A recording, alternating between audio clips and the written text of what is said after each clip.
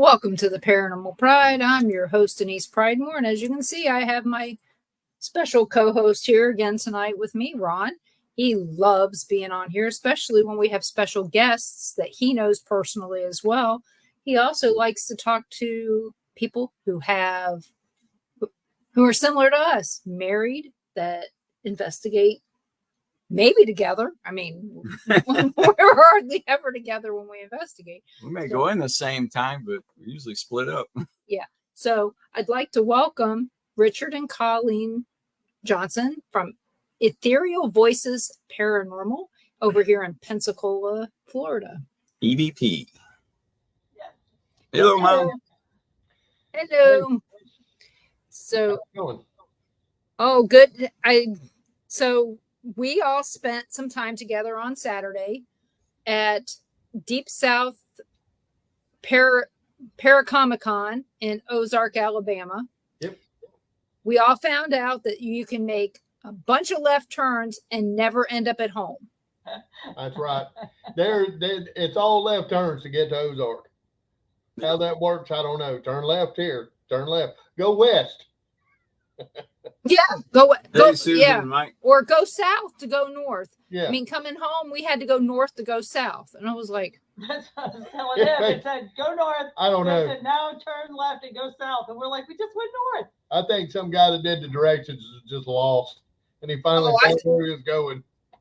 I think they were laughing. Let's see how many people will go this way. But yeah, I kept thinking this can't be right. Oh, but I don't know. Whatever way we came back, it was a lot faster. We got back in 2.5 hours. It took us 3 to get there. How do you go the same way and it's half hour shorter? I know. It took us less time to get home. We're going south, so it was downhill. It's faster. Yeah, maybe that was it. Yeah, whatever way we came back, all of a sudden it was like, welcome to Florida. I went, wow, that was fast. Yeah.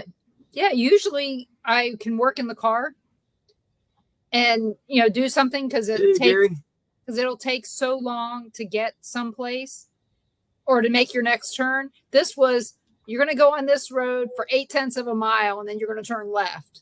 And he's like, what? I said, yeah. And then, like I told you guys, we turned on this one road. It told us to take this one road, and we're going on this road, and all of a sudden, it's a paved road, and all of a sudden, dirt. Well, mud. It's like Bob's Road. Alabama. I went, oh no, here we go again. Alabama red clay, and on my phone pops up, "Welcome to Florida" or "Welcome to Alabama." I'm like, okay, and I said, Ron, it's telling me we're still on the GPS, that we're still on the road, so keep going straight. I had to keep going, otherwise I'd get stuck. Yeah, he gave me this look like. The way it took us, we went around that way. The first time we went up there, we went the way you're talking about, where the road goes onto a dirt road. Yeah. And then it goes up through there, and then you go back on the pavement and keep on going. I don't know. Yep. Some guy said, "Ooh, shortcut." Yeah, but ask him how much I love dirt roads. Being a Yankee, ask him how much I love dirt roads. When we went up to the Blakely and up to Fort Mims, and I'm like, where's the pavement? Does Alabama not believe in pavement? No. Like, why is everything dirt road? My car was covered in red It's all clay. back roads. They forgot to build interstate to Ozark. There's no interstates nearby to get there. I'll tell you though, but the people there are the best people, man. They were the most accommodating, the sweetest people. People at the Hampton Inn over there were great. They were wonderful people. Yeah. So you guys got all your stuff figured out then? Oh yeah. Yeah. Yep. Good. Yeah, what it was, they just like charge you, I guess, a flat rate, and then it all comes off after you check out. Okay. It's kind of weird. It's like the money don't come out. It's just like a hold. Yeah. And then when you check out, they make sure that we didn't trash the hotel room and stuff, wild parties and things, A lot of hotels do that. But And then, so it's all good. So I know that we had a great time visiting with you guys. Then, we visited with all these other people. You guys may remember that are out here listening that we had interviewed Lee Triana Terry Brown. Mm-hmm. Well, we got to meet her and her husband, and she gave me for a few minutes. She was busy. Extremely busy doing work. Yeah. She gave me this and signed it and everything and said, read this story. There's a story in here she wants me to read. But I was, I'd only interviewed her once. I'd never really talked to her except on here. Hey guys, welcome everyone. If you guys have any questions at all, please ask. We talked to her. We talked to, Scott and Jason, and we met the Fox Paranormal people at the hotel. And I mean, and their cake was beautiful. Yes. At the event. When they brought it to the hotel, it had all melted. Oh no. Yeah. I was like, oh. So long story. I mean, this is a really long story if we get into it. But we went to the hotel. Well, first we went to eat, because I told you I hadn't eaten all day for good reason. Mm-hmm. And we ate, and I'm sitting there and I look up, see if there's any rooms anywhere. Okay. Don't know if we can, even get a room. Okay. So we talk about it, and then we go someplace else. Well, I find a room only at the hotel that you guys were at. All the other hotels did not have a room. So I called and I said, hey, do you guys have something? And the lady who checked us in was the one that was at the hotel when you guys came in last night, the young lady that was there. Mm-hmm. And she said yes. And I said, I'll call you back, because I had to tell him. What's funny is we go there and there's a whole buttload of cars. He's thinking that there's not a room left by the time we get there. And we walk in and I have to wait and wait. He calls, says, come on, let's go. There's no rooms. And I was like, I haven't even been able to say hello yet. So get up there. And I said, do you still have room available? And she said, yes. We got in there. After that, we decided to go downstairs. We were going to sit at the pool or something. Well, because of the rain, everything was wet. We couldn't sit at the pool. So we come back in, and that's when we see Fox Family Paranormal out there talking to the girl who had checked us in. Mm-hmm.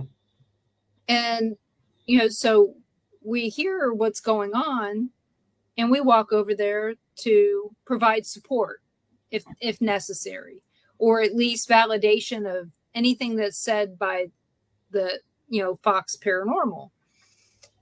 And it's strange, but we felt compelled to stay there. So, when you came in, we'd already been sitting there over an hour. Oh, A little longer than that. Yeah, well over an hour at that point. And, we get, and I know that Richard heard part of the conversation. Yeah. It was an amazing, a bunch of amazing events put together is what it ended up being. And the more I listened to her, the more I thought that the only person that the people that were there that could help, I felt was Jeffrey Lepper and Maria. Yeah. I felt like that's what was needed. So not 10 minutes later, Jeff walks in the door. He goes, he decides he's just going to take his stuff to his room and he's going to come and sit down with us. So him and Maria come back and sit down and talk with this lady. And by the time her shift is over at 11 o'clock, we've already got arrangements made for Jeff and Maria to go to to her house and basically do not really a clearing, but closer to a deliverance than anything. So she looked at me and she said, will you come? She wanted me there. And I was like, I just didn't feel like it was. See Tom's comment. Yes, it is. It is, Tom. I mean, I didn't think that she was going to ask me point blank. She says, I feel like I've known you forever. And she wanted me there. So we all got up and you saw us. We left in that morning and we went over there, and we hadn't slept all night because we didn't get in our room until 3:00 in the morning. That's another story. But, you know, we went over there, and it was an amazing time with Jeff and Maria. And her family is beautiful. Her children were so well behaved, and they were smiling when we left. She said she'd finally gotten some sleep the night before, and she felt positive about everything. So I haven't heard anything negative today, but I will tell you, it was really funny. We get there, and Jeff and Maria are there talking to them already. She's holding her 5-year-old daughter. Her 5-year-old daughter doesn't talk to people. She's not nonverbal. She just doesn't like strangers. I walk over and I say hi to her, and she starts talking to me. And her mother's like, she doesn't talk to me. Within 5 minutes, the kid's in my, wanting me to hold her, and she's wanting me to cuddle her. And she's holding me so tight that I thought my head was going to pop off. So a lot of the time that, Ron was listening more to Jeff and Maria, and I'm busy with the 3 kids, kind of talking to them and playing, whatever to keep them distracted. But I tell you, I never dreamt that I was supposed to be in Ozark on Saturday. Everything happens for a reason. Yeah. I mean, yes. There's no coincidences. We'll get there. So, let's start with some questions about you guys. Oh, I know. We're just prepping.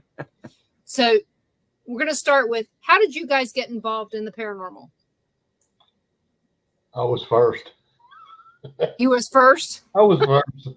No, when I was a kid, I had some experiences. So, and I don't know, for some reason, little kids most of the time are scared of the things that bump in the night and all that. But to me, it was just interesting. I've always been interested in ghosts. I like, scary movies, horror movies when I was growing up, and anything to do with ghosts. We had a lady that was in our house when I was a kid that you could see her every now and then. And that was the first time I ever saw anything. So I don't know, my whole life I've been interested in it. And then on a whim, me and some friends decided we were going to go ghost hunting, for the first time. And after that, I was hooked. I was like, whatever, we're going ghost hunting, But how old were you then when you went for your first ghost hunt? 19, maybe 20. Oh, okay. On the first, going looking. Yep. And it, when you get that first EVP and I'm the only person that was recording, I was the only person there who's talking, it's exciting. It is exciting. And I got hooked. And after that, it was just like, here it is, 27. I've been, I don't know, 29, 39. I've been doing it longer than that, I guess. How old are you, old man? 56. Jesus, God. No, old. You qualify for your senior citizen coffee at McDonald's. Yeah. Surprise. Math was involved in the show. I know you didn't know that. Hey, we didn't sign a release for Math. A lot longer. I mean, but officially, I started the first group. The first group that I had was Bon Secure Paranormal Investigations, and I don't remember how old I was. I was in my 30s, I guess, when I officially just said, okay, I'm doing this. And I've been going ever since. 27 years going consecutively. And then met her. She pulled me over here to Florida from Alabama because she told me I'm not moving to Alabama. Come here where the roads are paved. Yeah. And there's no state tax. And at first she was, she was a little bit, I don't know, I'll have the cookies in the car while y'all are looking for ghosts. And then little bit by little bit, now I can't keep her out of it. She's right there with me the whole, you know. Oh, really? We're together, you know. We Now, there's good reason for that. So, when I was growing up, I was one of those that was afraid of the dark. I was, grew up in the 70s, but I was afraid of the dark. And I remember being about 6 years old. My basement in my house, I grew up in New Jersey. And so we had a Cape Cod style house, and our bedrooms are upstairs, where it has like the attic where you have a room on each side with the walls that the ceiling walls that kind of go on an angle. And there's like an alcove. And then you have stairs that go down. You have the main floor. Then you have the basement. And the basement was always terrifying as a child. I don't know why. It was always terrifying. It was a finished basement, but that's where the laundry room was. And you always felt like something was watching you from under the stairs, or something was going to grab you from under the stairs going up the stairs. So if you had to do your laundry, you would run downstairs, run upstairs, run downstairs, run upstairs. And when I was about 6 years old, I woke up in the middle of the night downstairs in the basement, in the middle of bags of old clothes, just laying there. Have no idea how I got there. I would have had to have gotten up out of my bed, walked down a whole flight of stairs, and then opened the basement door and walked down a whole nother flight of stairs to get where I was and get past my parents. I have no idea how I got there. And that house that basement had always felt bad to me. I remember as a child, I had one of those Lori Walker dolls, where you hold the hands and the feet walk. I remember throwing it out the window, second floor window, when I was a child, because I woke up in the middle of the night. I swore the thing was breathing. And I picked it up and I threw it out the window and I locked the window. So, I believed in spirits. I believed in the supernatural. However, I was so terrified to acknowledge it.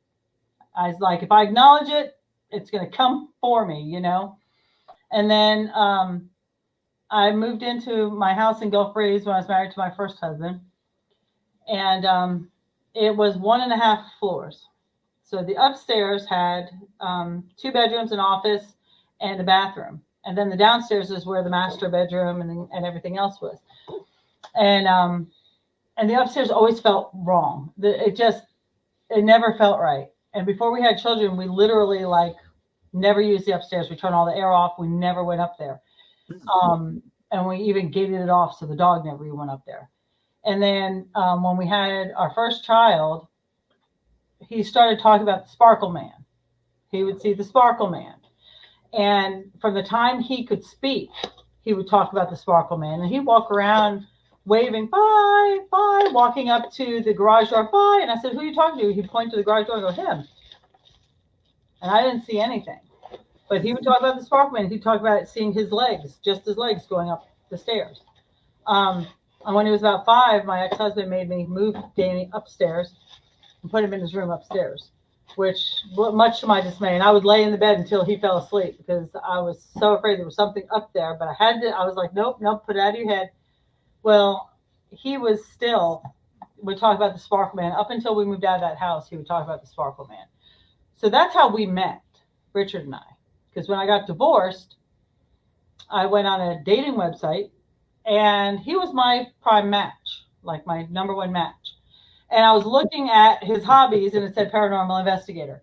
So I was like, well, now I finally have someone I can talk to about this, because, I never made my son feel like I didn't believe him. I never made my son feel like he was crazy or he was imagining it, but I didn't know how to help him. I didn't know how to work with him. I didn't know what to tell him to make him feel better about what he's seeing and experiencing. But I 100% believed him because I had felt it up there.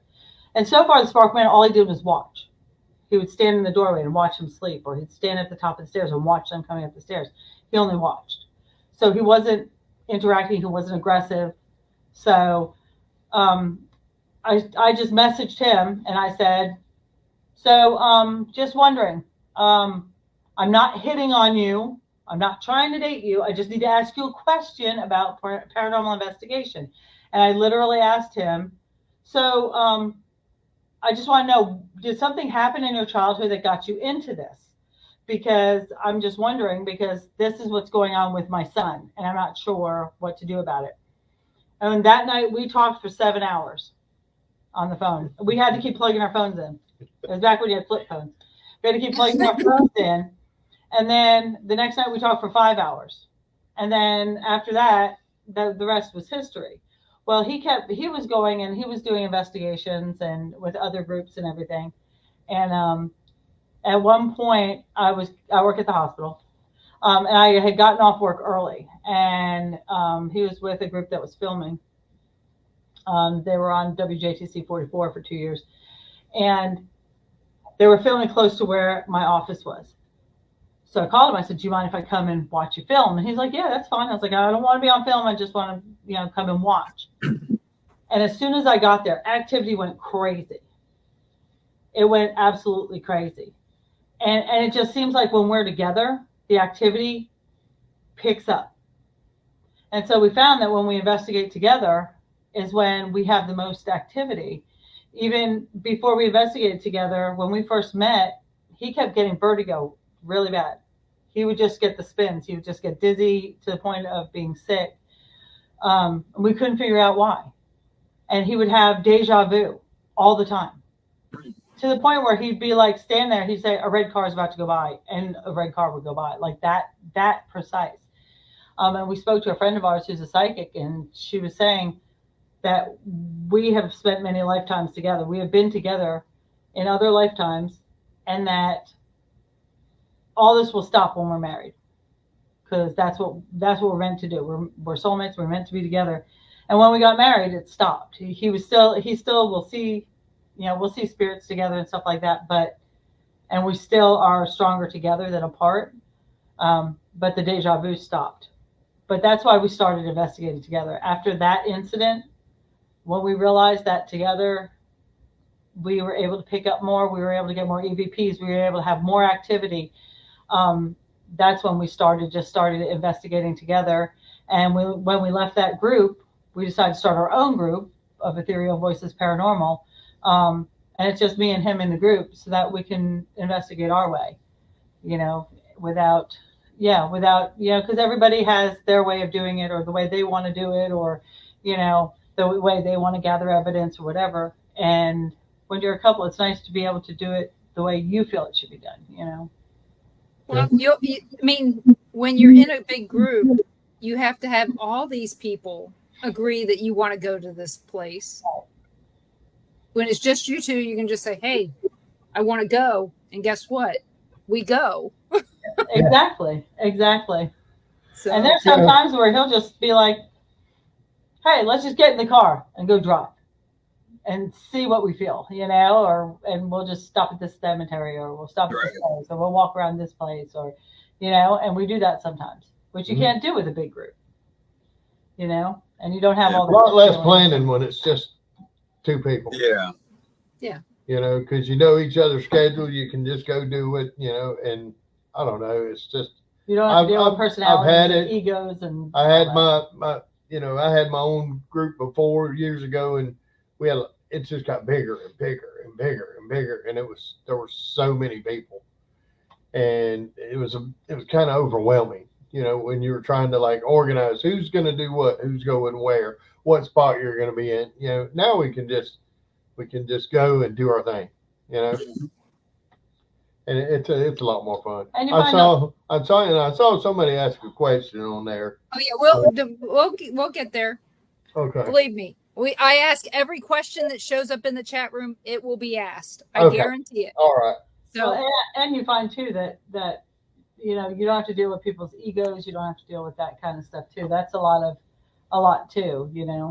We've run into that too, where people are like, "Oh, well, I want to investigate, but I don't want to do, evidence review, or I don't want to do looking into the place and looking into the history, or I don't want to look for new places to go, or I don't, And at least when it's with us, if he doesn't want to do it, I just make him do it, See, when you're married, it's easier. Yeah, it's got too many people to satisfy. Yeah, you just have to you can't dinner. Exactly.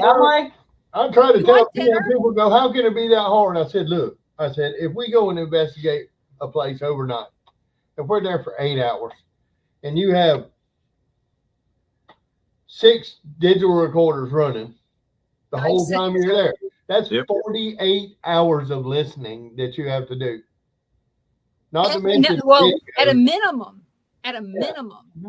So it's not just going and having fun. And that's what happens is they want the fun part, but they don't want the hard work part, part. the work part. Yeah. So, I mean, when it's just me and her, you know, we can sit on the couch and just listen and, you know, hey, see if you hear what I hear. And, you know, it just makes it easier. It is. It's a lot easier as a couple than it is with a group. Yeah. And I get it. And like I said, math is involved in every paranormal show. I can't stress that enough. We're always doing something where we're calculating in our heads. So, so you guys started creating equipment. Why did you start creating equipment? Well, I think, okay, what, you know, a lot of places when you go investigate some of these houses and stuff, it's an old house. Say it's, you know, an antebellum home. And you bring in this hunk of plastic and set it on the table in there. Okay. The spirit looks at that and they're, what is that? I like to create stuff that's more rustic looking, you know, more antique-y looking like this. More vintage. Make REM pods and stuff that look more something that would attract them. Different things. A doll, a toy from that era, because you know a lot of places that, and I know most people go like us. We love historical places. We like the older history of places, so that's where we go. And so I try to build equipment that has a look to it that would attract a big. It kind of serves two purposes. It's a trigger object, and it's also equipment to, you know, like a REM pod or a music box or something like that. You know, like music boxes, I like to build them out of wood so that they look like a little jewelry box or something that they would come up and touch. So, you know, I that's the way I like to build stuff, or I just build it to look creepy too. I told him I want him to try making some music boxes, you know, out of tin boxes to get that little tinny sound, you know, from like the 17 and 1800s music boxes. That would be, I would like to hear that. That would be great. I think the music box, when I first saw those, I thought I could see those working in almost any place that was created, probably built before the, you know, 1970s and less. Mm-hmm. Because, you know, they still, you know, like I had one of those little wooden paper jewelry boxes where you twisted it and you had the ballerina. A little ballerina in there, or the little fairy, or whatever it was, because you know I had a few of those over time. I could see those being very, very interesting. And so Tom asked, does your equipment have a better volume than the conventional equipment? I'll turn that one on. That one's just good. Oh, this one's just good. Yeah, they're no. Oh. Yeah, the ones that I build are louder. The music box is louder. The music boxes that I build, you can hear it. If you put it on one side of the house and you're in a complete other end of the house, when it goes off, you hear it. And my REM pods are loud. Can y'all hear it? Yeah, I could hear it at the convention there. Yeah, and it was loud in there. You could hear it easy. yeah, I can hear them going across the hallway over there. So, yeah, they are a bit louder. It also depends on what medium you're using for the box. Like he made one out of a skeletal hand, and that one's a little more quiet, just because the skeletal hand is thicker than the wooden boxes. But there's some of them that, like, if it doesn't make enough so you can really hear it, I'll put some holes in it to make it a little bit louder, because, you know, you should be able to hear it. If you have it, you know, if you're doing a 2-story house and you put something upstairs and you're downstairs, you should be able to hear it if you're downstairs. If something sets it off, then you'll know, oh, something's going on up there, and you can go to it. You know, but like the regular normal REM pods that you buy, they're not, well, I mean, you've heard them, you know, they're not very loud. Yeah. So I like them to be a little bit louder so you can hear it wherever you're at. Yeah, What that's is like the music box we use, like when we use it in Richard's Dar House in Mobile, for instance. The children's rooms are upstairs, and the children love playing with music boxes and toys and stuff like that. So the music box is really effective up there.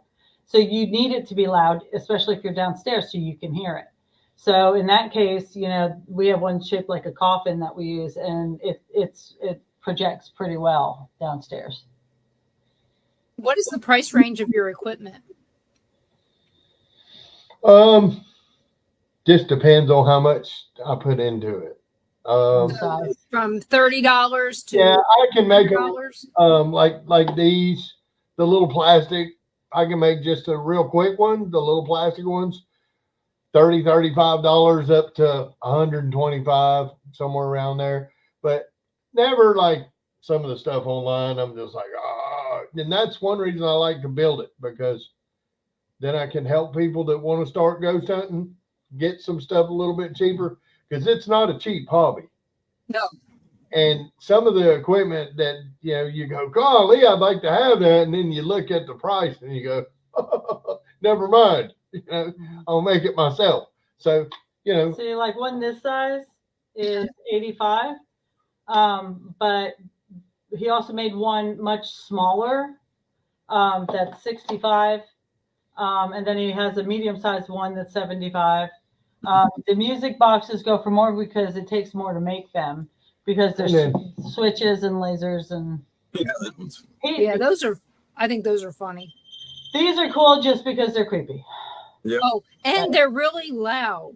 Yeah, you can hear them very well, especially if you're standing next to it. It's really loud then, but across the room. And it has a, you know, like I put an extra large antenna on it, so well when it's up and I'm holding it, it goes off. But it has a wider range than a regular REM pod, so something doesn't have to get quite as close to it to set it off. So. And how much are the doll head ones? What's their price range? Two different sizes. This one's $100. That's the large.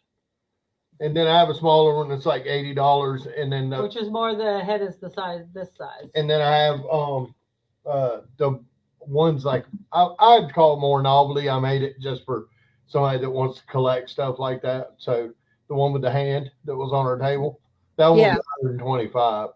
And it has the skeleton hand with the head on top. Yeah. I'm gonna make one though that's like the Technics. I know I've seen robotic hand that like moves across the floor, you know, they'll walk. Yeah. Make one like that, but when it gets set off, it crawls towards what's setting it off. So that would be.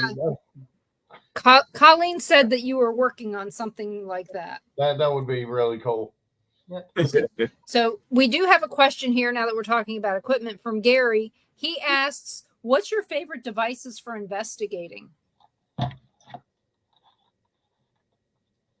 Recorder. Old school. An actual cassette recorder. Actual cassette recorder is the best for getting EVPs. And I don't know why. I've gotten way more EVPs on a cassette recorder than I've ever gotten on a digital recorder. I think it has to do with the magnetic tape. I do too. Mm-hmm. Do you guys transfer it to digital after, you know, like when you're analyzing it? Do you transfer it to, say, something like Audacity or something like that to analyze it? Yeah. And to me, it just, I don't know. The gadgets and the you know, the digital recorders and all that stuff are great. You know, they're great. They're easy to transport, all that stuff.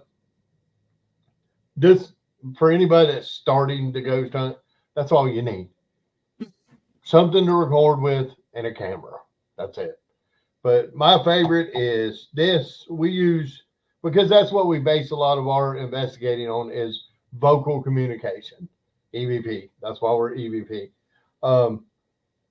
So we use a whole array of different types of recorders, different brands, because all of them record a little bit different. All of them have different frequencies, the way they record. So some you might pick up something, some you might not. but my favorite is the tape recorder. Of course, for me, I love the Spirit Box.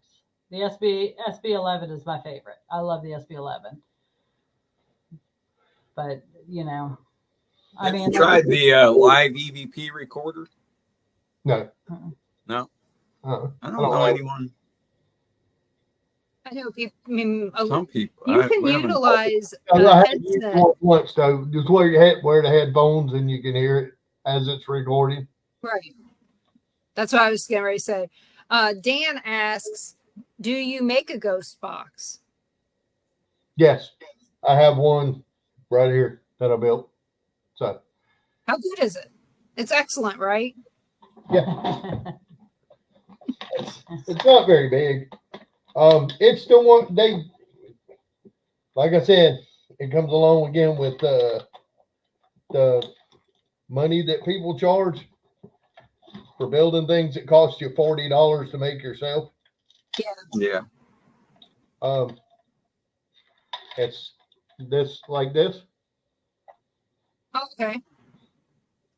and it has reverb and the noise gate. So you plug the SB11 into it, and then when you turn it on, you can take out the static. Takes all that out, so all you get is the voice, and it just gives you clear voice.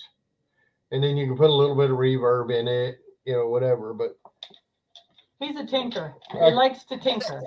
So Dan asks, what would it cost to build him one? And you just said about $40 is what you've got into yours, right?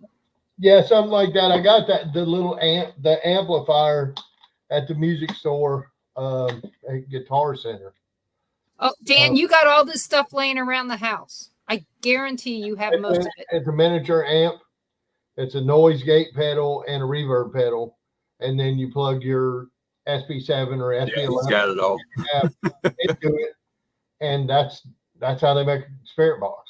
All it is the regular SB11 parts that do the scanning. They just use that to take the noise out. That's why all you hear out of the Spirit Box is the voice. That's all it is. It's the same thing. Yeah. Well, Dan builds electric banjos and rebuilds guitars, and I believe he used to build guitars. That's it. That's it. That's it. I mean, he's made guitars for some famous people, and he owns some famous people's guitars. Yeah, he's got all that stuff. All of it. Awesome. And he's my cousin. There you go. There you go. So we felt that ghost hunting gear was so expensive, and so I was like, I bet you could build that because he could fix anything. Richard could fix anything, and the way his mind thinks is just amazing to me. I fixed the sink at the hotel. He did. He fixed the sink at the hotel. I hate to say this, but I fix the toilet almost everywhere I go. And it's because I can't stand it when it's not working. Yeah. I always fix it. He wants to know how it goes together. Oh, so yeah, Dan's asking how does it go together? So in he's saying in sequence. Is it hard to get the stuff together is it hard to put the puzzle together? No. Mm-hmm. If you have the Spirit Box, if you have an SB7 or SB11, it goes from Spirit Box to noise gate, out of noise gate to reverb, out of reverb into the amp. So your ghost box basically is an add-on to SB7 or SB11. Yes.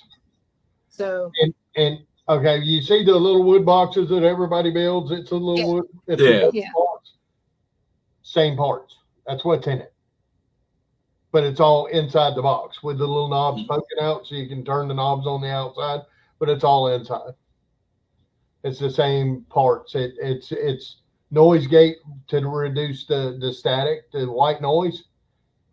And, but others are built like the Geoport, Frank's box, things like that are built a little different. It's not like a scanning tool. It's more of a vocal thing, but I ain't that smart. Oh, okay. But it's good to know that we're not in the, well, I guess we are in the the presence of a genius for ghost equipment, but it's not all ghost equipment. So Dan asked, so the box is the tow truck driver job. Register Australia?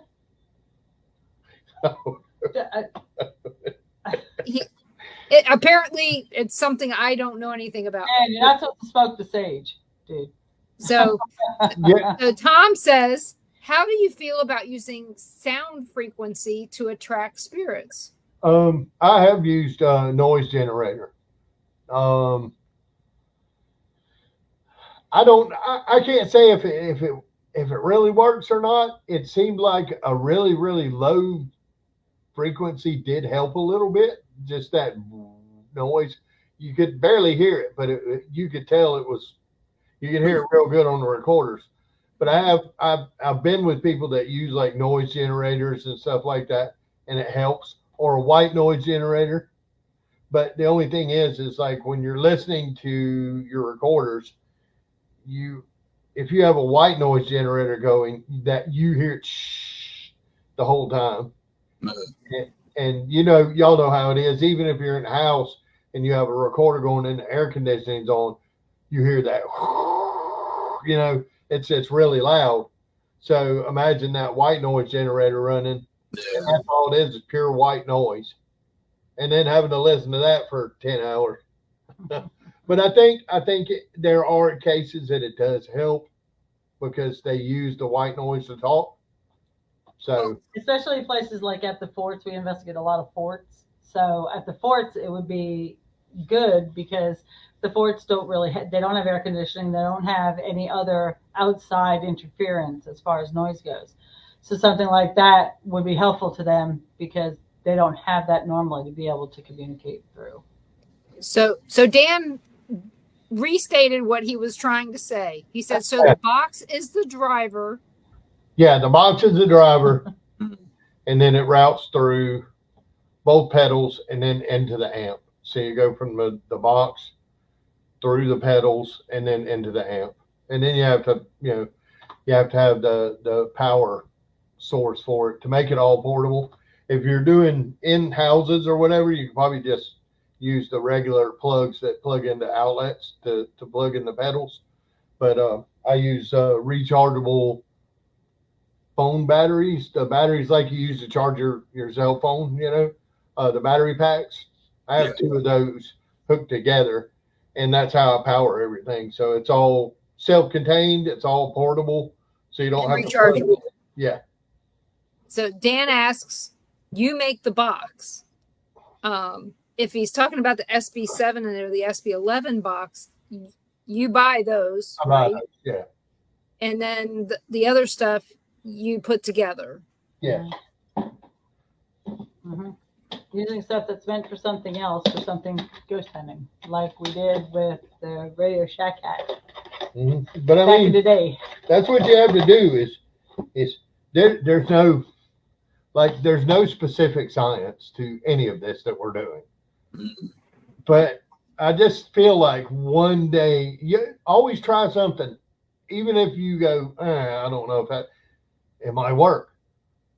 Always try something because you never know what's going to work. You might combine 2 different devices together and hit that magic spot that's, wow, voices start coming through or you're able to communicate. Because I think one day somebody's going to find that right frequency.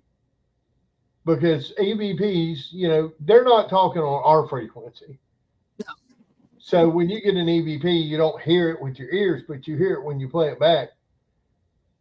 One day somebody's going to figure out how to actually listen in that frequency range, wherever it is, and then it's going to be insane.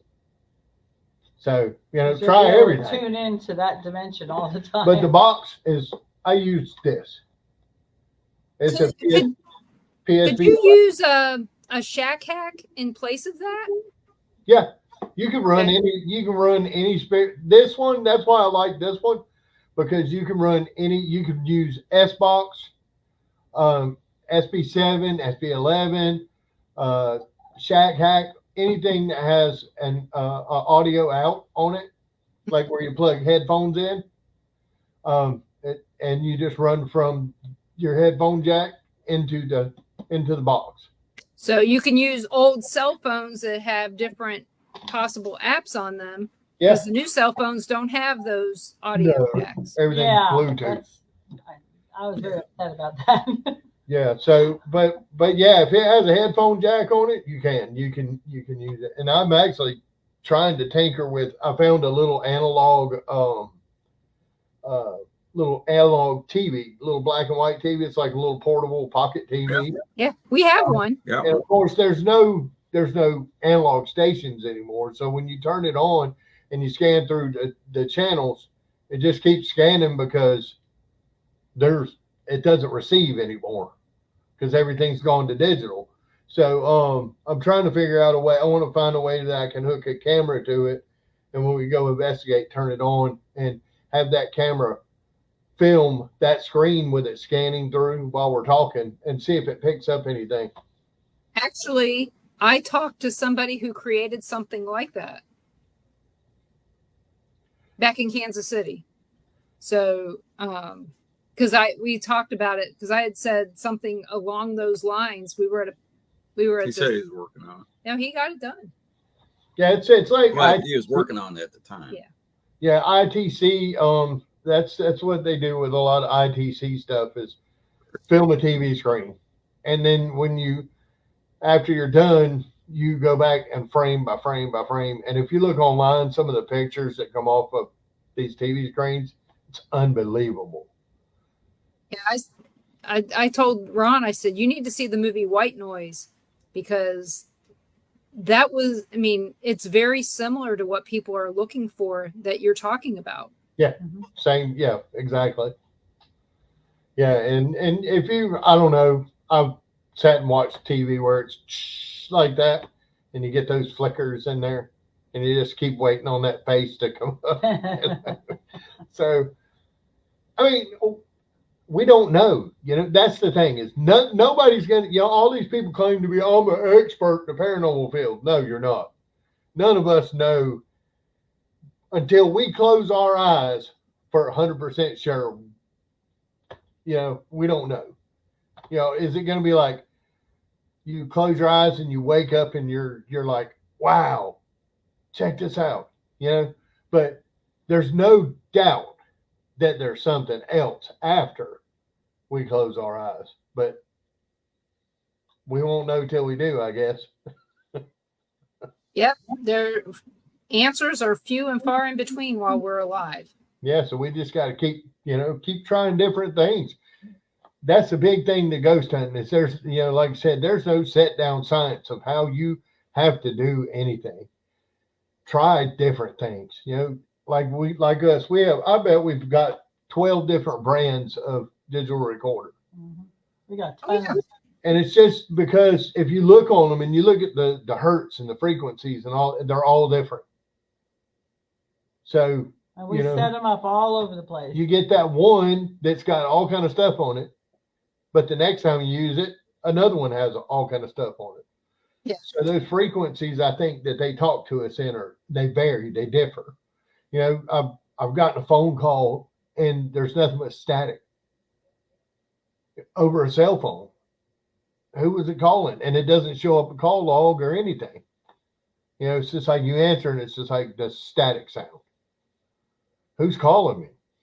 And I've talked to people that said that they've had loved ones that have called them on the phone and they could hear their voice in the background through the static and then it just go away.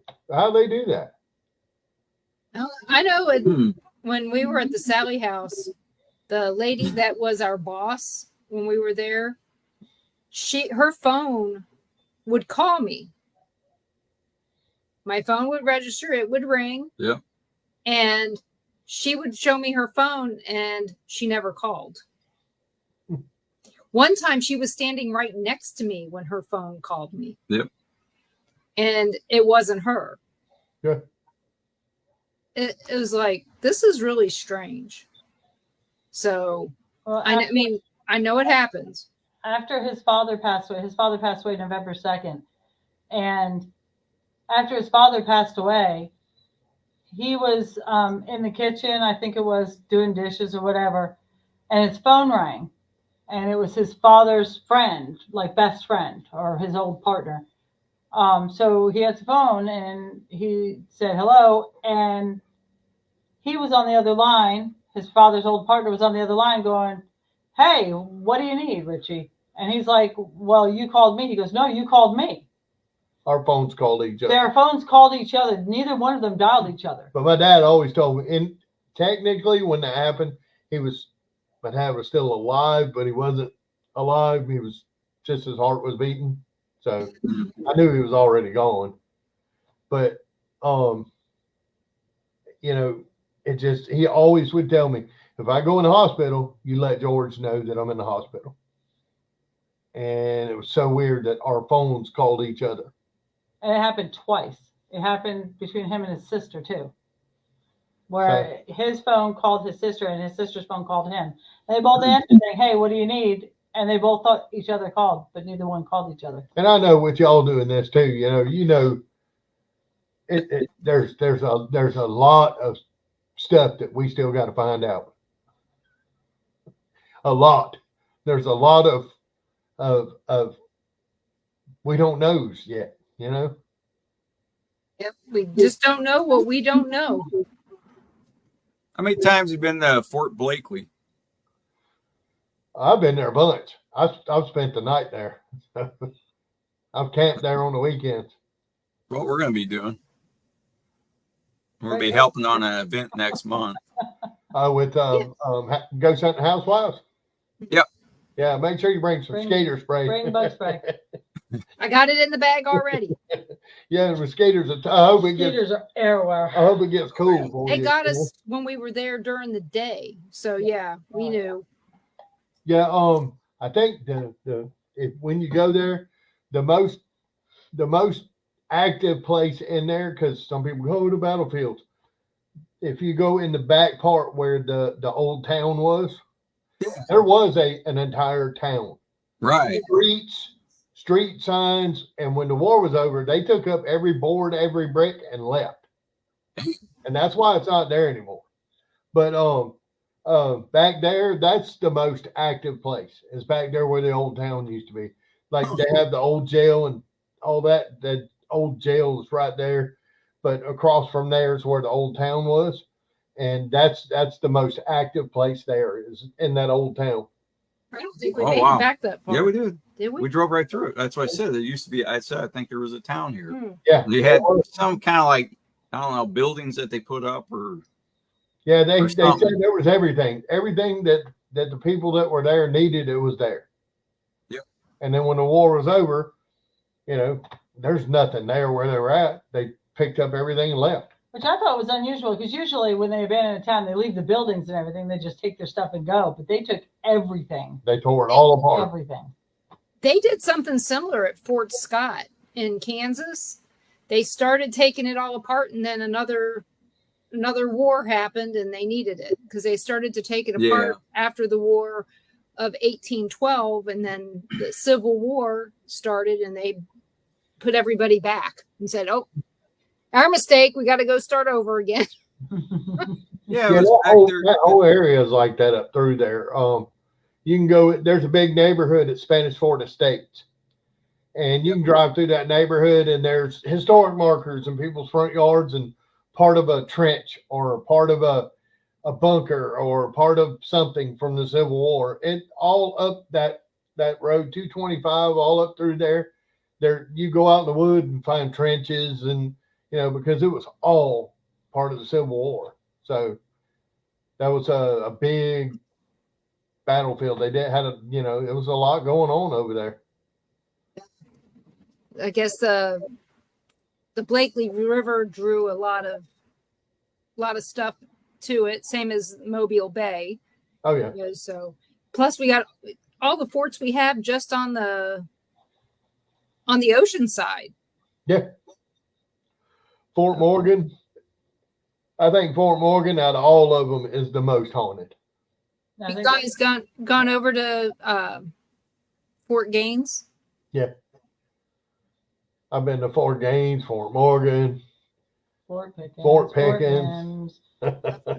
Well, we've been to all of them except for Fort Morgan. But Fort Gaines, we went there on vacation. We were on vacation on Dauphin Island. Mhm. And talk about mosquitoes. Oh yeah. That we went down there 6 weeks ago.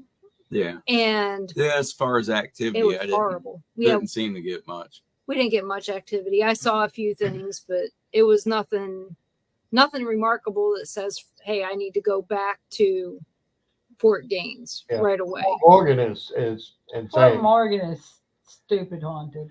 There's so much going stuff on there. You can get, I mean, you go down there and it's just EVPs, and you know, I've gotten a picture of an apparition there, and they used it on Expedition X and based their investigation off the photo that I took.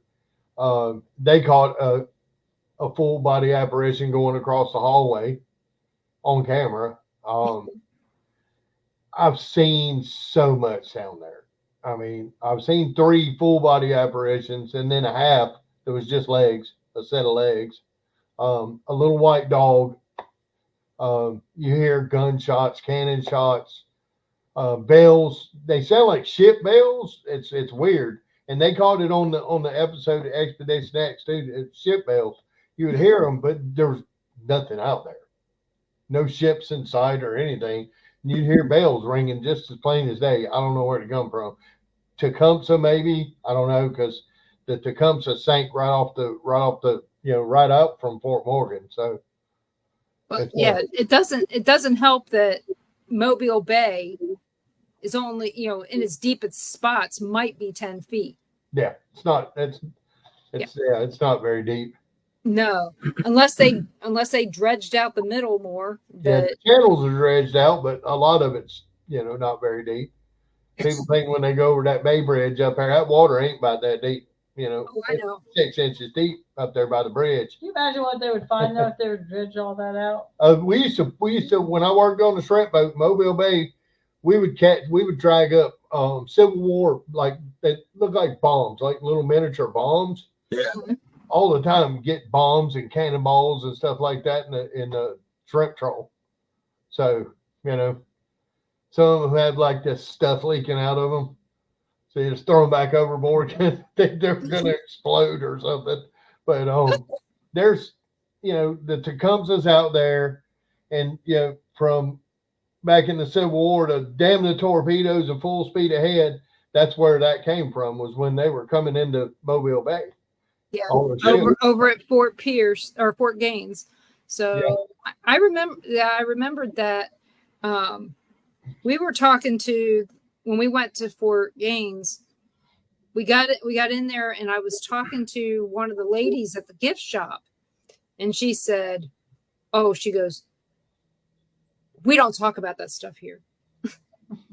I was like, "Oh," I said, "Make you guys a lot of money if you open the place up for." Let some group do tours out here at night. I said, you guys make a lot of money. And she's like, nope. She goes, can't do it. Well, Fort Pickens is the same way. Fort Pickens said, we don't want to be known as haunted. Right. We want them there for the history. And I said, well, but if people are going there to investigate, you're bringing the history back to life. People are going there, they want to learn more about the history to know what they're investigating. So you're opening that history back up, and you're opening up people's interest in being there and learning the history, because it's not going to be long. Fort Pickens is going to be in the water. Oh yeah. I mean, and you only have so long to be able to investigate, and you can't rent it out to investigate a ghost hunt. You can't do that. Because it's part of the National Park Service. Right. You can't go out in certain parts with equipment. Yep. So it's the law. Yep. But battleship, USS Alabama. It's gonna happen one day. I want to go. We need to adopt a kid and put him in the Boy Scouts. When they spend the night on there. Yeah. Come on, Richard. Take my backpack. Put on the Boy Scout uniform. Just tell them. Just say you're a big kid. You have a glandular problem. I have tried for years, and every time I talk to somebody, they're like, "Well, they don't want that kind of reputation. And I was like, have you looked online? USS Alabama is listed as one of the most haunted places in Alabama. Ever since I first saw it, I've wanted to go. You can go on there. Oh, I know. Can't investigate. I've done stuff like if you go early in the morning and there's nobody there, and go walk around the ship and just go into places with just take a recorder and a camera and just do your thing. Yeah. What I did, I mean, pay to get in, so like I said, is there a time limit? How long you're in there? No, you can once you go in, you pay to get in, you stay all day. Oh. And they have the ship, and then they have the Till they submarine close. too, right? Yeah, they have the submarine and the ship. So Yeah. But I mean, submarines are weird.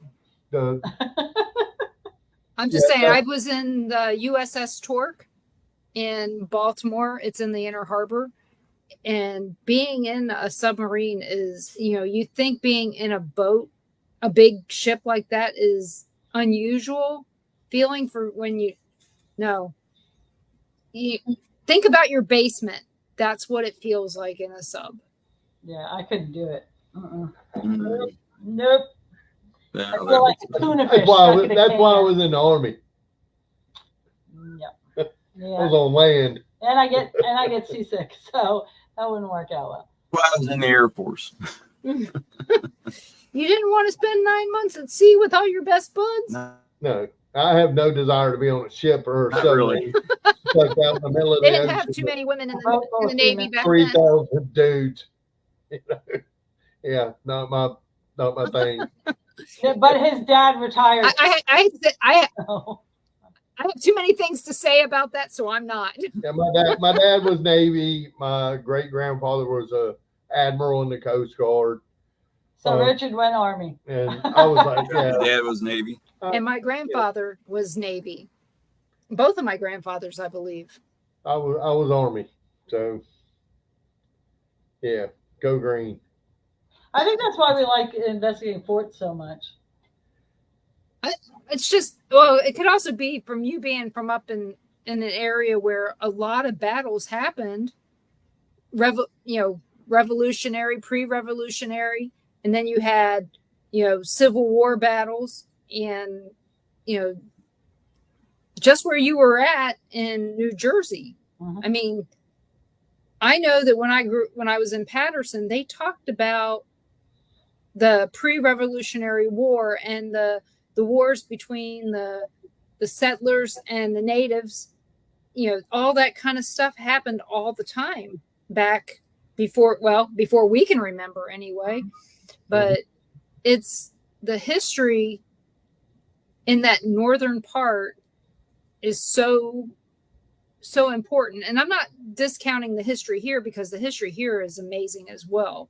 But it's a matter of how, there weren't very many Revolutionary War battles in Florida. Right? It's mostly from probably South Carolina on up. Because they saw the beaches coast. And they were like, yeah, we got a better idea. All the way up to Massachusetts. Too hot and humid in Florida. Let's go up. It's too hot to fight. Once the first people died from malaria, they were done. But in the end of October, I'm taking him up north again and taking him to Philadelphia. So we're going to Philadelphia. Mm-hmm. He wasn't sure if he wanted to go back to Gettysburg, because we've been to Gettysburg, and I said, we go to Philly. They have Eastern State Penitentiary. So we're going to go to Eastern bucket State. List. We're going to go to Eastern State and kind of and Fort Mifflin. Go through we there gotta go to Fort Mifflin and go see Fort Mifflin. We love forts. So and then the Liberty Bell. You got to see the Liberty Bell. I mean, I went every year in school. We're going to go. We're going to go to the New Jersey Para-Unity Conference up there and check that out. And I got to get October? Philly cheesesteak. And the good tasty cakes. Mm-hmm. Got to get the crimpets that are filled. I'm sorry. Yeah. They're the best. The OGs, the good ones. My sister used to send me the funny bones down from the Drake's cakes, the funny bones down from New Jersey. Now they sell them here, but back then, back in the olden days, they didn't have them down here. They don't sell all the tasty cakes They here, No. but I mean, I grew up with those. Oh, and you got to get it's going to be off season, but the snowballs, those were good with egg custard and marshmallow and. What's that thing you always got? That egg cream or something? Egg cream. Egg cream. I had no idea. What are you talking? What is the world? I said we gotta go to the chocolate shop and get an egg cream. Yep, you gotta do that. But last time we went up, I took him to New York City, and I think we got pizza in every pizza place in New York. Tried all the different pizzas, and and looked at all the ridiculousness of New York City. There's no way. I'm too country to live in New York City. He almost got run over. 42nd and Broadway. He's standing in the middle of the street going, wow. And I'm like, get out of the road. You're a speed bump. Get out of the road. Yeah, they're not going to stop. Yeah. I couldn't live somewhere where you only see the sun when it's straight up in the air. Yeah. After that, it disappears. Everything's shade. The streets are all wet.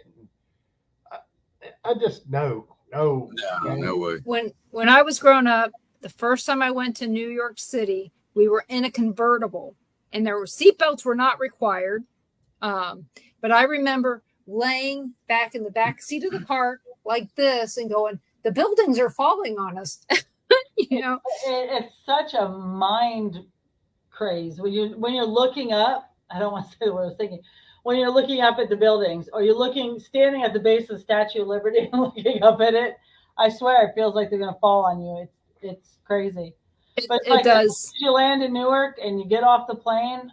I'm sick I feel sick to my stomach for at least a day, just from the air quality and the smog compared to being here in Florida. Because there's so many people. And I was born in Manhattan. I was born in Lenox Hill Hospital in Manhattan. I lived in Waldwick, New Jersey until I was 18, or actually until I was 20, and moved down here. So, I've actually now lived down here longer than I lived up there. That's a good place to be. I just wish we had, I don't think it's fair. They should have split it up, because all the ghost hunting people up north, they have all the closed asylums and abandoned prisons and all this stuff. We don't have any. Right. Well, more crime. If we wait long enough, we will. More crazy people. Down here, they just, that's just an old building. Knock it down. Well, down here, you accept your crazy people just as part of the family. Up there, we lock them away. Yeah, that's right. Here, we parade ours around and show them off. We never locked them up. It's just like it's 4th of July. Bring Jet out of the attic. Let's go. Yeah. Give him a beer. See what happens. Yeah. Welcome to South. Yeah. I think the biggest place that I've been to that's even near, well, it's not even near, it's Waverly Hills. And yeah, I couldn't imagine. Imagine being a paranormal investigator in New York.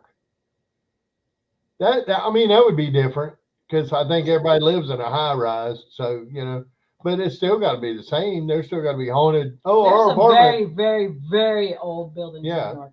Very there old. are. Remember what they said in Ghostbusters. They never built them like this. Mm-hmm.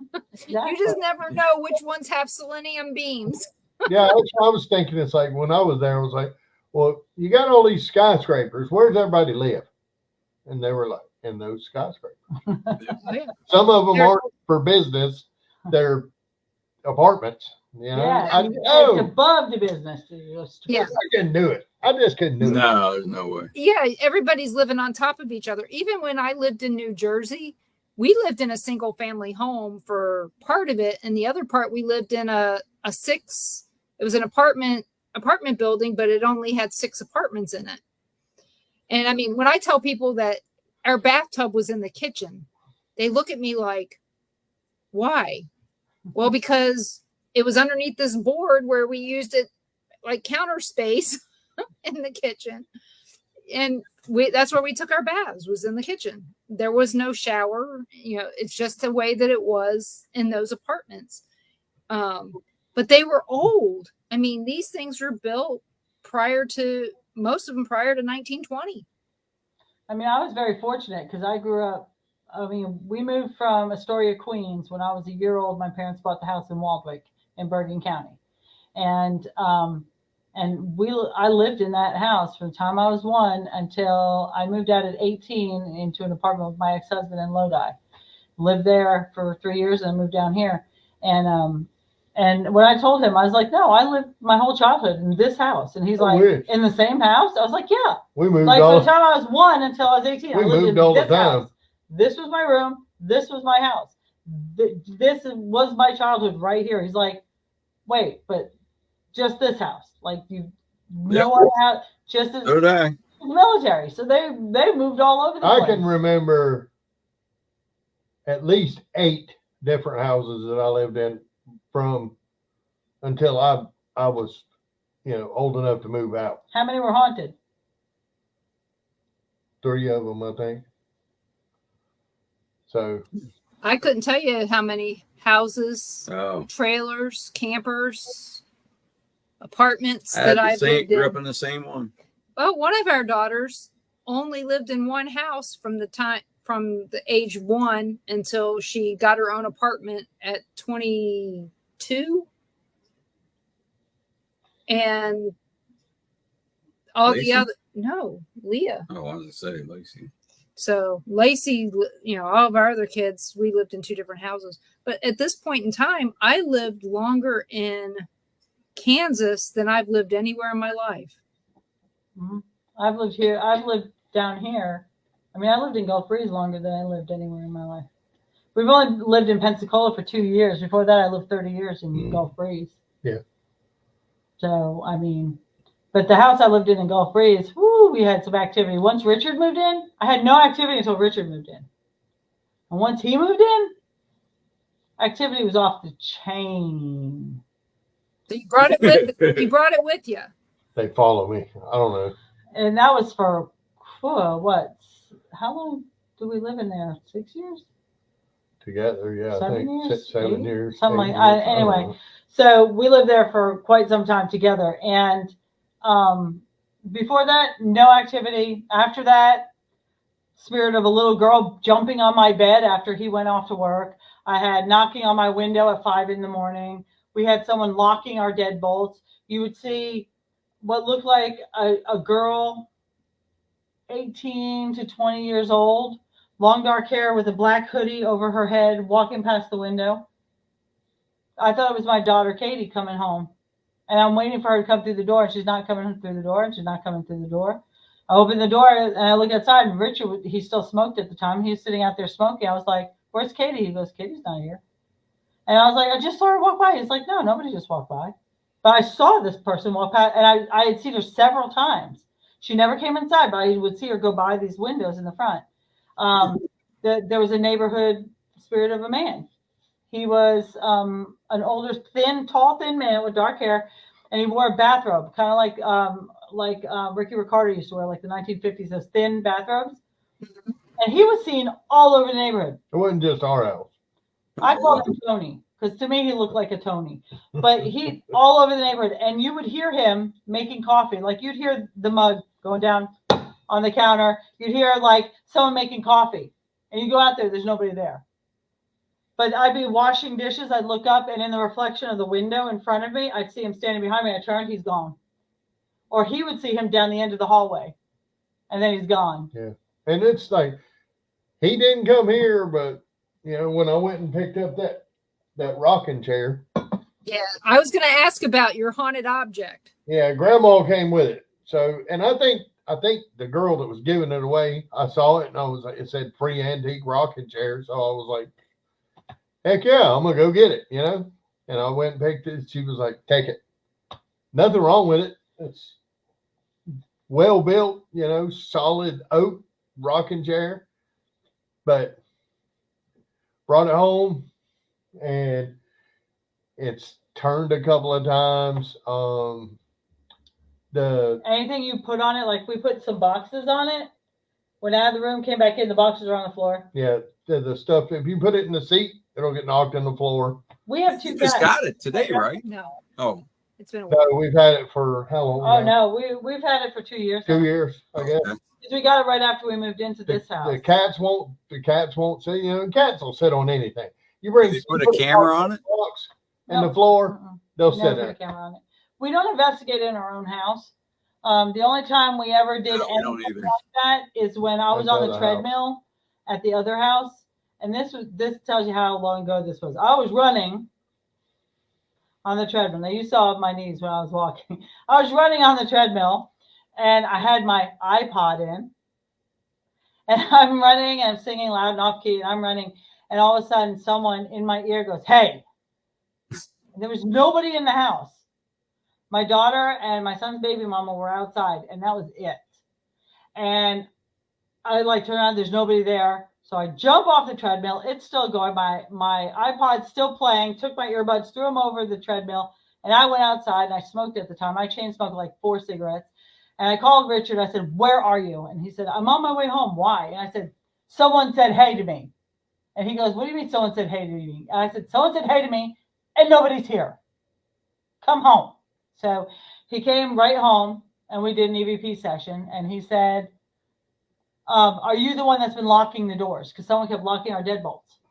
You need a key to lock the deadbolt from the outside." And we would come home and the deadbolt would be locked. And he said, "Are you the one that's been locking our doors?" And we heard, "Yeah." And he said, "You need to stop bothering my wife. If you don't stop bothering my wife, I will make you leave, and you know I can." And he said, "Let me stay." Clear as day. So, and after that, No problems with him after that. no problem. He used to mess with my son, though. When my son would be alone in the house and he'd be showering, he would hear knocking on the walls, cabinets opening and closing and stuff. But he was alone in the house. But yeah, he wouldn't have any other problems after that. But I think that's the only time we ever investigated in our house. I think with the chair, we brought grandma with it. And I think that's why that girl wanted to get rid of it. And, but she's been very helpful as long as you respect her. Like if I have to put something on the chair, I'll say, "Grandma, just hold this for a minute." I'll put it on the chair. Or if I'm going to polish a chair, I'll say, "Grandma, let me just clean up the chair a minute." And I'll clean it up. That's all it gets is a blanket on the back. So. But it has to be facing out. It either has to face there, which it's actually turned a little bit. Yeah, it was facing the other way. Or it was facing over here. But it has to face the room. So she likes to see outside. But like when we first got it, it was right after we moved here, and we still had a bunch of stuff packed up. And he takes 3 blood pressure medicines because he's a very stressed out man. And and so because I'm fat. Don't lie. I didn't say it. I'm just saying he's taking some blood pressure medicine. And so he could not find his blood pressure medicine anywhere. We looked through all the boxes for the bedroom. We could look through all the boxes for the bathroom, the kitchen. We could not find it anywhere. And I was like, "Well, we'll just have to wait, and we'll just have to talk to the doctor and have him send in some more for you." And he brought this chair home the next day. He brought the chair home, and we polished it up, and we put it in there. And we looked again for the blood pressure medicines, could not find them again. We went to bed. We woke up the next morning, and all 3 bottles of his blood pressure medicine were lined up on my dresser, just in a line. No idea where they came from. Nope, no clue. There they were. It had to be Grandma that put them there. Welcome to our house. Yep, this is Home our of house. chaos. Okay, and then you said you also get phantom smells. Oh yeah, Breakfast. wonderful, beautiful. This woman loves to cook for some reason because she 3, had to 4 be o'clock in the morning. Great grandma cook. Yeah, because you wake up when you get to Grandma's house. It's strong enough it wakes you up. It'll wake you up, and it's like this. You're like, I smell bacon. I just heard a woman laughing. Did you hear a woman laughing? Yeah. Did you guys hear that? I think they froze. No, they're No. still. No, we didn't freeze. We're listening. Yeah, like What else? What else? do you It mean? sounded like an Yeah. older woman giggling. Like That was weird. when I said smell like old Yeah, Grandma's but house. you'll it's weird. strong. The odor, the smell is strong enough. It wakes you up because like you think, oh God, I left the oven on or whatever, and you come in there and there's nothing. But One you'll time it was smell fried chicken. I woke up. It was like 2:15 in the morning, and it smelled like fried chicken, but it wasn't like Southern fried chicken. It was the chicken my mom used to make with Italian breadcrumbs, and that's what it smelled like. It smelled like chicken made with Italian breadcrumbs. And I came out here, but there's nothing out here. I'm like, what in the It's weird. It's weird. It's all the time. But I mean, it doesn't bother us, I don't guess. So we don't like push the issue. Mhm. You know, it's cool. You can stay. We show her respect, and she shows us. You know, whoever's here, as long as we can exist together without any problems, I ain't got no problem with it. You know, doesn't scare me. It doesn't scare her. So, you know, I mean, we think of Grandma as being like extra security. yeah. You know, we've got the alarm system, we've got the 2 German Shepherds, and we got Grandma. Yeah. One way or another, they're going to get the daylights not scared out of them should they come through your front Yeah, door. and my dad's been around, you know, several times since he's passed. So, you know, it's what it is. You know, When your family knows that you can speak to people who have passed, when they pass, they sure do make themselves my known. dad told me before he died, he said, when I go, I'm going to let you know. He said, if there's something else, I'm going to let you know. And Do you guys have a black cat? Yep. Okay, good, because Everybody and needs a familiar. a black German Shepherd right there. Yeah, but the black cat. She sees a black cat. And a cat. Yeah, that's Tuft.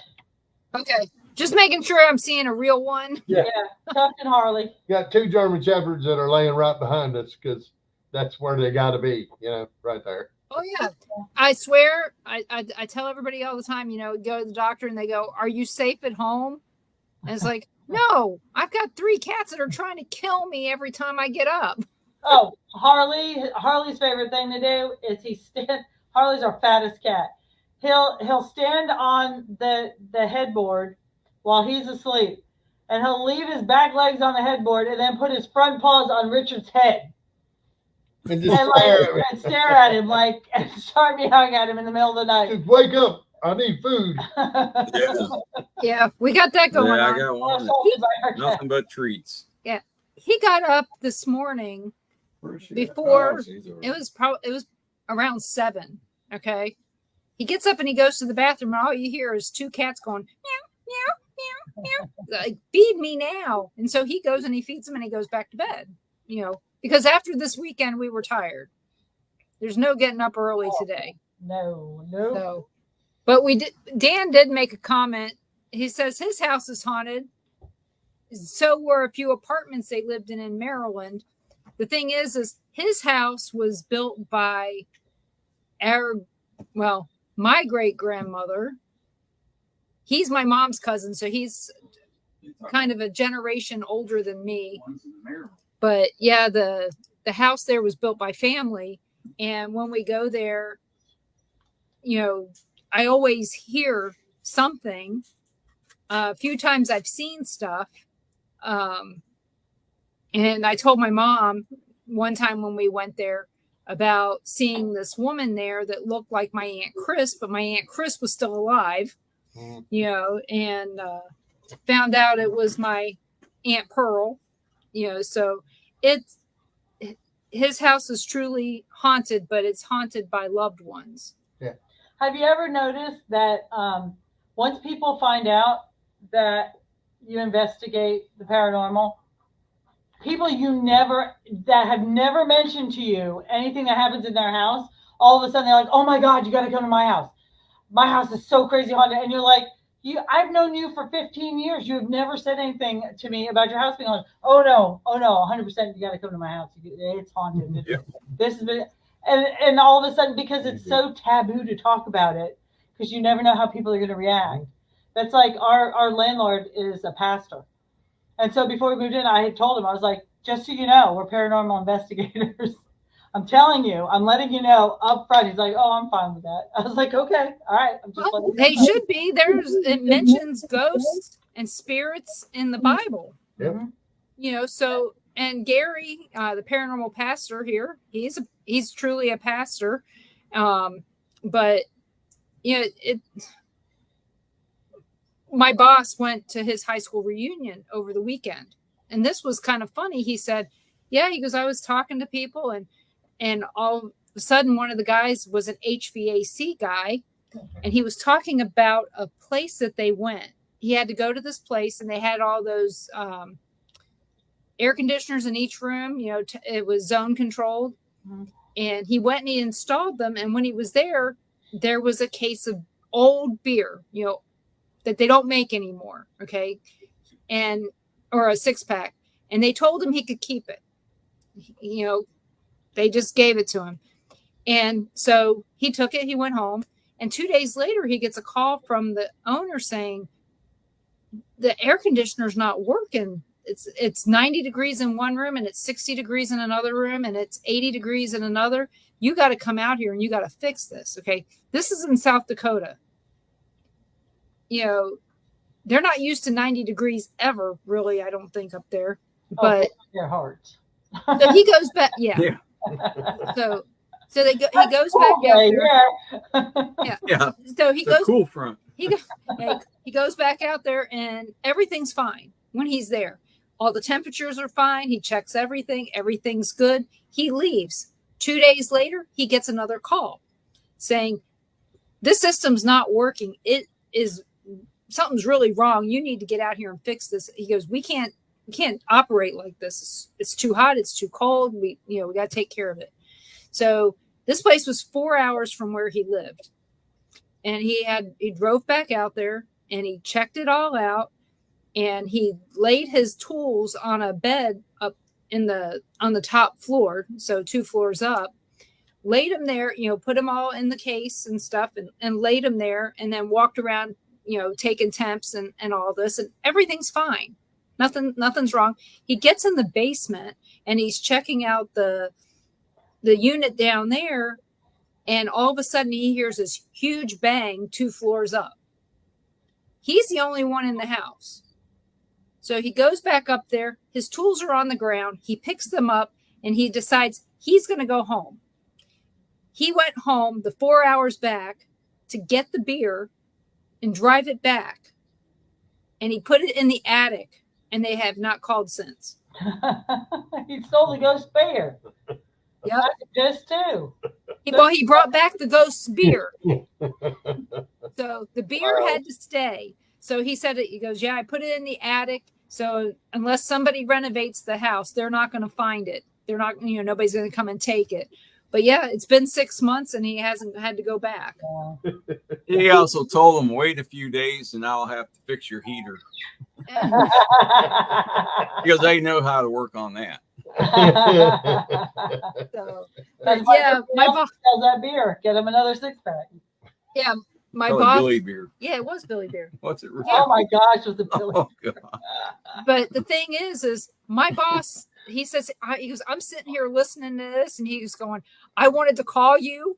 So this was on Saturday. He's like, I wanted to call you to have you listen to this. He goes, he wasn't the only one. He goes, this other guy I went to school with, he's an insurance guy, started talking about all the things that happened in his house when he was growing up. And my boss goes, why didn't you tell us when we were going over there for sleepovers and stuff? Yeah. He's like, it is what it is, So, but I thought it was funny that that's the first thing my boss tells me this afternoon when I told him I went to a paranormal conference over the weekend, and he goes, I was thinking about you and here's why. Oh, shoot, at my work, everyone's like, how did it go? Did you guys investigate anything while you were there? What happened? Did everybody was so excited about it. And which hospital do you work at? I work at Sacred Heart. Oh, okay. And when I worked at Sacred Heart the first time, this is the second time I've worked at Sacred Heart. I worked at Sacred Heart for 7 years, then I left there and went to Baptist for 5 years, and then I came back to Sacred Heart. And when I worked the first time, I didn't tell anybody about investigating the paranormal because of being a Catholic hospital, you don't know how people are going to react.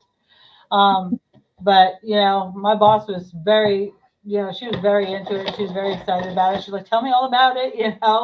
They're very interested in it. So. Yeah, that's where I had my heart surgery, was at Sacred Heart. And my endoscopy. Cardiologists around, top 50 hospitals in America. Well, it's not like there's a lot of, electrophysiologists and good cardiologists here. True. It's hard to get in. It takes 6 months to do anything. Oh, yeah. Yeah. Yep. true. It's very So you have a day job.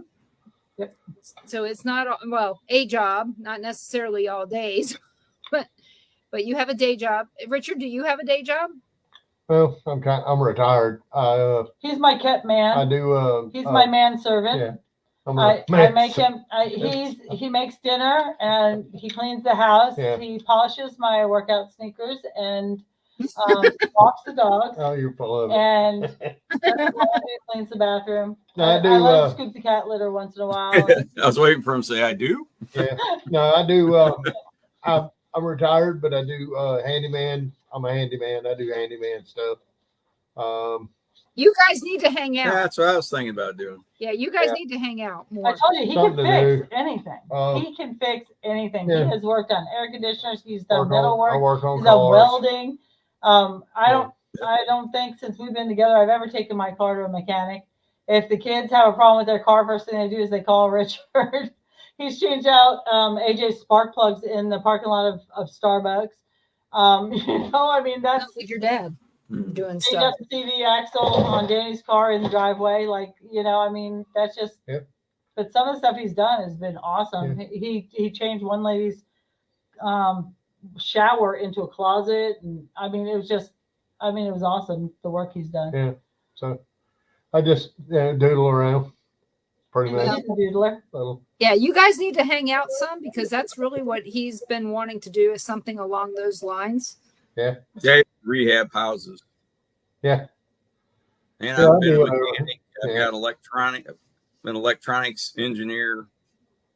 Got an electronics degree and everything. He's also an aspiring gigolo.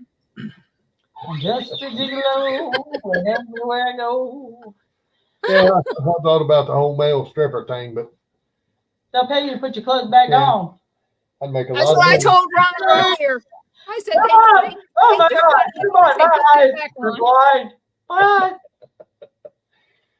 Yeah. You're blinded with the light. No, I mean I It's don't make any money ghost hunting, so I gotta make up somehow because we don't charge for anything. So Well, the thing is we should not ever charge for something we can't prove or disprove. Yeah. It's not like that we can go and put out our little thing and your ghost is right here. Exactly. We can't. I got it right here. Let me take it outside for you. Yeah. Not the movies. Somebody told me at the Paracon that there was a group that went to this lady's house. Scott Temperman? Yeah, they investigated this lady's house, and then they told her that there was a witch in her house. Oh God! But they had to pay her to get rid of it.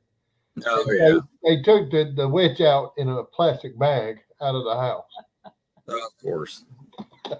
See, those are the people that They need to find them. make all of us look bad. Yep. Yep. And I cannot stand that.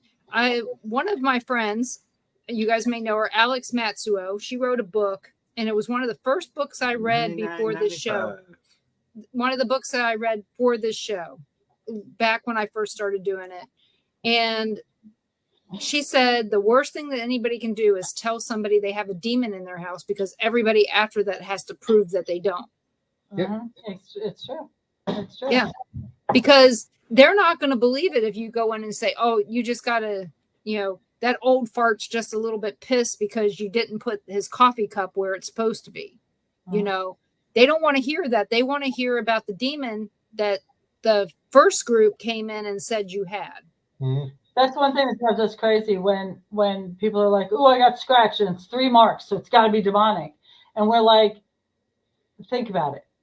They've been coming up to you like this. Hey, I'm here. Hey, I'm here. Hey, I'm here. Hey, for however long time moves over in their dimension, right? Yeah. And eventually they're going to go, hey! And that's the time when it's going to leave some scratches. And you got to figure, when you touch somebody, the 3 fingers, mostly that touch, or three. You touch with 3 fingers most of the time.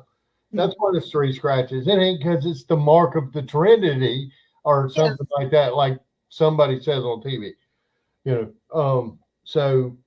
And we're not saying that that's always the case. You're just saying in most cases. Like you said, most of the time pissed off grandpa. True Yeah. evil and true Or demonic is something very like rare. that. Yeah. Yeah. Most of the time, it's just like, I mean, you If move. they're a jerk in life, they're going to be a jerk in Yeah, death. if you moved into somebody's house and ow, then they do that to you. No, if you moved into somebody's house, you know, and they're still there and they're like, who the heck is this? You know, yeah, they're gonna be mad. I mean, you know, some guy died in his house and then some people moved in and they said, man, there's bad stuff happening like crazy in here. And it's just because he's going, what's going on? This is my house. You know? Most of them are like that. I can answer this question. It's the guy that owns Facebook is the demon. So yeah, demons are operating the social media these days. yeah. So now, guess who else is going to be restricted for a few days? Uh-oh.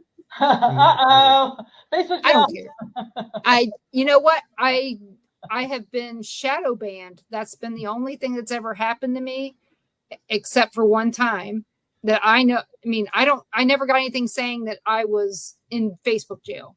You know, I was shadow banned for a little while there.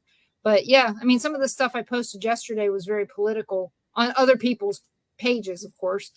So I'm expecting something to happen that's going to get me in trouble because I commented something political. Yeah, I've never been in Facebook jail, and I've even said like Facebook sucks and all kinds of stuff, but I don't know. I don't know how that happens. And some of the stuff I look at and I'm like, how did you get like, it goes against community standards. And what are the standards of the community? Because, you know, we never know. They never tell us what the standards are. Yeah, because I guess Facebook, you know, they don't go by, you know, freedom of speech. No, they hate it. They go by what might hurt somebody's feelings. Yeah, so we're not going to go there. They just want to. It's just control. Yeah. And nobody's going to control me. I may not be able to say it on Facebook. I may not be able to say it on LinkedIn, but I can say it in person too. And say it on Instagram. We'll just say it on Instagram until I get back on Facebook. Yeah. Some of the posts that I've shared have been changed after she puts them out there. I've noticed some of the stuff lately that if I post something, sometimes it disappears. Yes.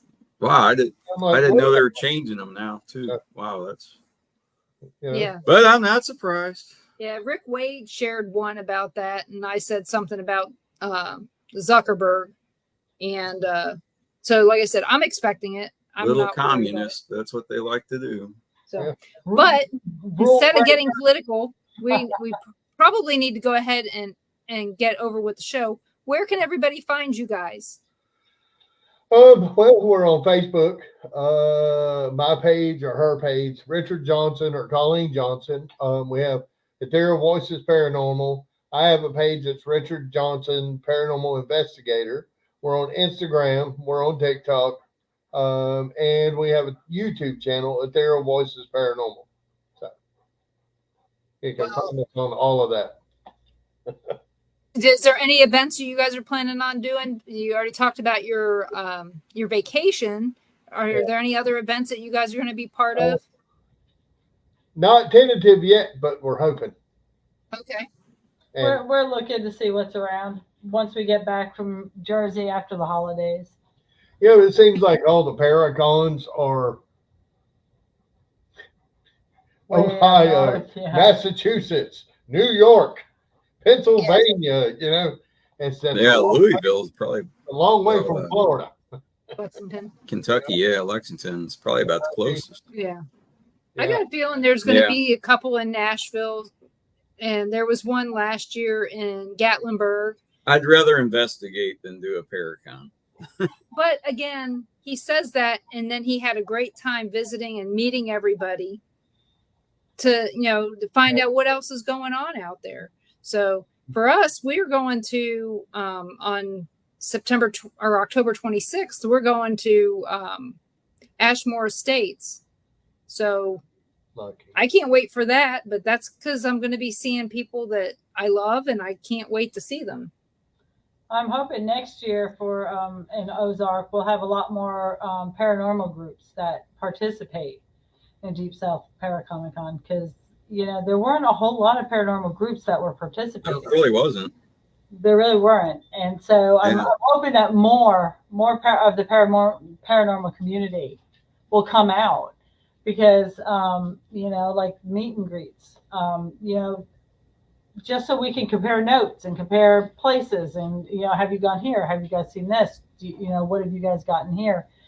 I mean, that's the kind of stuff that we should be doing is talk about that kind of stuff. And well, make sure you put October 10th, 7 p.m. on your schedule for the Milton Paranormal Meetup. We're going to be doing that again. We had such a good response that, like I said before, Dan and Kitty, we're planning on going to Gettysburg. But with you guys, it'd be great to have you guys out there. Gonna do the Gettysburg Bash. We'll do that. So, but I'd like to thank everybody for coming on and listening tonight, and all your questions and comments. And join us next Monday night at 7 p.m. Central. I do have a guest scheduled. I forgot his name, but well, I haven't looked at my calendar. I mean, I can sit here and look on my calendar while I'm talking to you, but isn't that kind of rude to be looking at my phone?